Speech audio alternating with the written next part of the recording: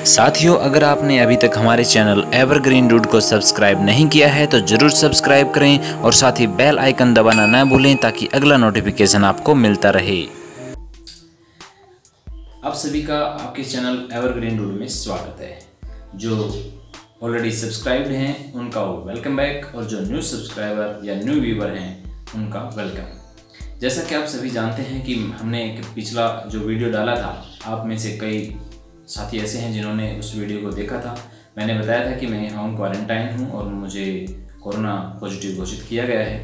तो इस हिसाब से मुझे क्या ट्रीटमेंट करना चाहिए था और क्या मैं कर पाया, क्या मैं कर रहा हूं, उसके बारे में मैं आपको पूरी जानकारी से अवगत कराता हूं। जैसा कि आप सभी जानते हैं कि आयुर्वेदिक जो दवाइयाँ हैं वो हमारे शरीर को किसी प्रकार का नुकसान नहीं पहुँचाती हैं और मैं भी अगर कभी बीमार भी हो जाता हूँ तो अंग्रेजी दवाइयों का सेवन करने से मैं बचता हूँ। तो जो होम क्वारंटाइन में मुझे जो डॉक्टर सुमन आयुर्वेदिक मेडिकल ऑफिसर जो सीएमओ हमारे एरिया की हैं, स्तनाली क्षेत्र की हैं, उन्होंने जो मुझे आयुर्वेदिक सलाह या दवाइयाँ प्रोवाइड करवाई उसी हिसाब से मैं लेता गया और मेरी जो सेहत है उसमें सुधार होता गया। चलिए मैं वो चीज़ें आपके साथ साझा कर रहा हूँ ताकि आने वाले समय में इससे बचना मुश्किल ही नहीं नामुमकिन होता जा रहा है। जैसा कि रिपोर्टें आ रही हैं कि केस लगातार बढ़ते जा रहे हैं, लेकिन फिर भी आपको घबराने की आवश्यकता नहीं है। मैं आपके साथ वो चीज़ें साझा करने जा रहा हूँ। जो डॉक्टर हैं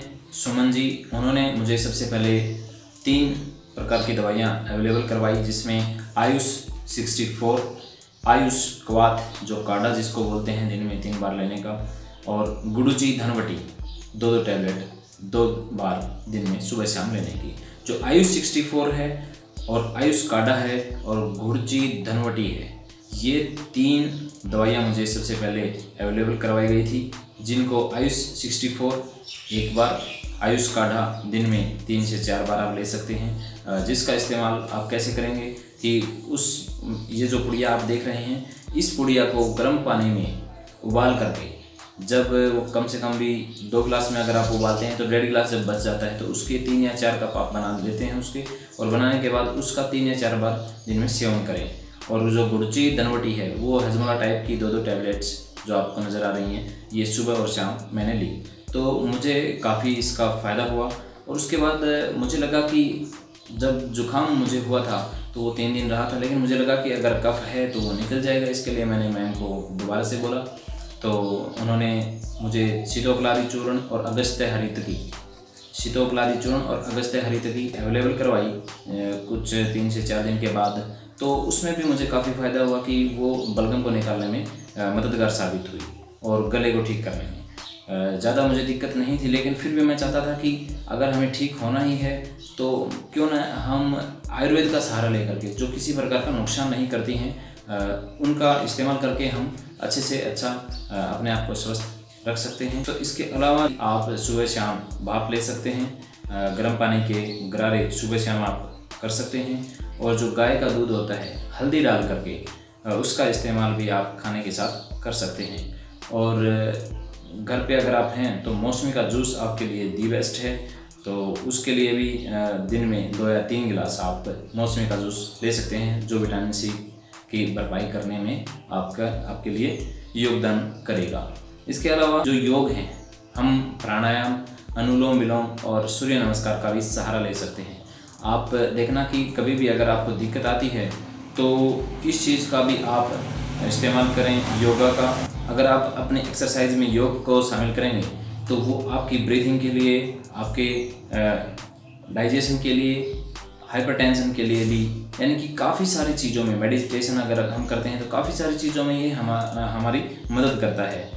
दोस्तों, वीडियो को स्किप बिल्कुल भी ना करें, क्योंकि अगर जानकारी अधूरी मिलती है तो वो आपकी सेहत के लिए नुकसान हो सकती है। आगे खाने में क्या क्या चीज़ों का इस्तेमाल करना चाहिए और किन किन चीज़ों का इस्तेमाल नहीं करना चाहिए, उस चीज़ के बारे में मैं आपको बताऊँगा।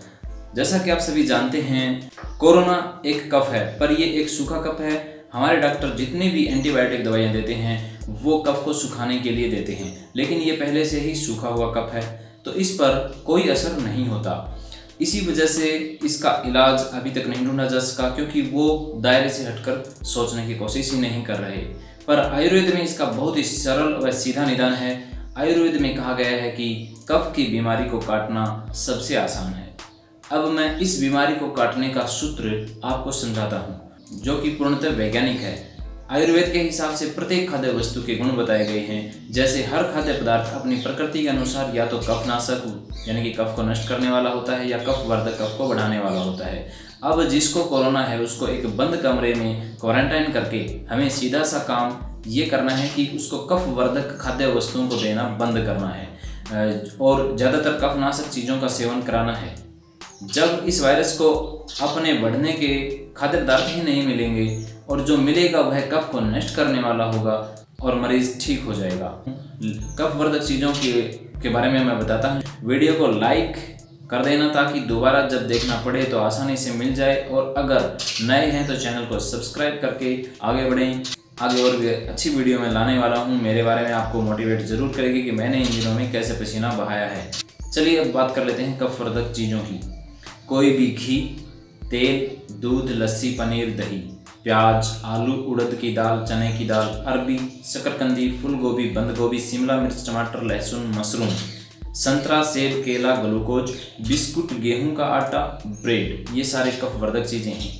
अंग्रेजी डॉक्टर यही गलती कर रहे हैं क्योंकि वो कफ वर्धक चीज़ों का सेवन मरीज को करा रहे हैं। कफनाशक चीज़ें देख लीजिए जो कफ को नष्ट करने वाली हैं। इसमें है अदरक, हल्दी, तुलसी, काली मिर्च, शिलाजीत, मुलेठी, आमलकी, रसायन, काला बासा, जौ की रोटी, मूंग दाल, घिया, तोरई, जीरा, सेंधा नमक, मीठा अनार, चीकू, नारियल पानी, ये सारी चीज़ें रोगी को देनी चाहिए। इसके अलावा भी कुछ ऐसी चीज़ें हैं जो पेशेंट को देनी चाहिए। कोरोना पेशेंट को सिर्फ अदरक, हल्दी, तुलसी और काली मिर्च दूध में मिलाकर देते रहें। गाय का दूध, वो भी देसी हो तो सर्वोत्तम, उसे कुछ और ना दें। दिन में 3 टाइम ये देते रहें, 1 गिलास दूध में मिलाकर गर्म करके। हाँ, वो पानी पी सकता है अगर चाहे तो, पर वो भी गर्म होना चाहिए। दूध वैसे तो कफवर्धक है, परंतु गाय या बकरी के दूध में कफनाशक चीज़ें मिलाकर खाने से इसकी प्रवृत्ति बदल जाती है। ध्यान देना दोस्तों, भैंस का दूध ज़्यादा कफवर्धक होता है बजाय कि गाय या बकरी के दूध के। इसके अलावा कुछ अन्य उपचार हैं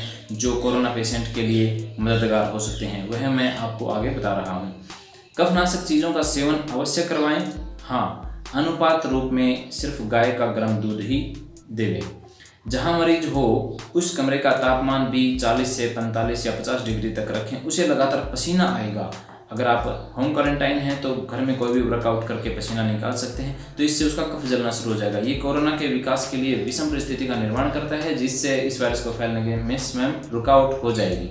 अगर पेशेंट में इतनी शक्ति है कि वो रनिंग कर सकता है तो वो आधा घंटा सवेरे, आधा घंटा शाम को दौड़ लगाए। चाहे कितना ही मंदी क्यों न दौड़ा जाए, पर लगातार आधा घंटा दौड़ते रहें। इसका मतलब ये है कि पसीना निकालना जरूरी है। यहाँ विज्ञान ये है कि जब शरीर में मेहनत होती है तो सबसे पहले कफ जलता है। ऐसा करने से उसका कफ जलेगा। और हाँ, खान पान में ध्यान रखना, कोई भी कफ वर्धक चीज़ ना लें। अगर 5 दिन तक सिर्फ मरीज को गर्म पानी ही दिया जाए और कुछ भी ना दिया जाए तो उसका कफ स्वयं खत्म हो जाएगा। हाँ, मरीज थोड़ा कमज़ोर अवश्य हो सकता है, पर कफ का जो सोर्स है वह अवश्य बंद हो जाएगा और उसका शरीर खुद इस कफ को खत्म कर देगा। याद रखें, आम आदमी 60 दिन तक सिर्फ पानी पर जीवित रह सकता है।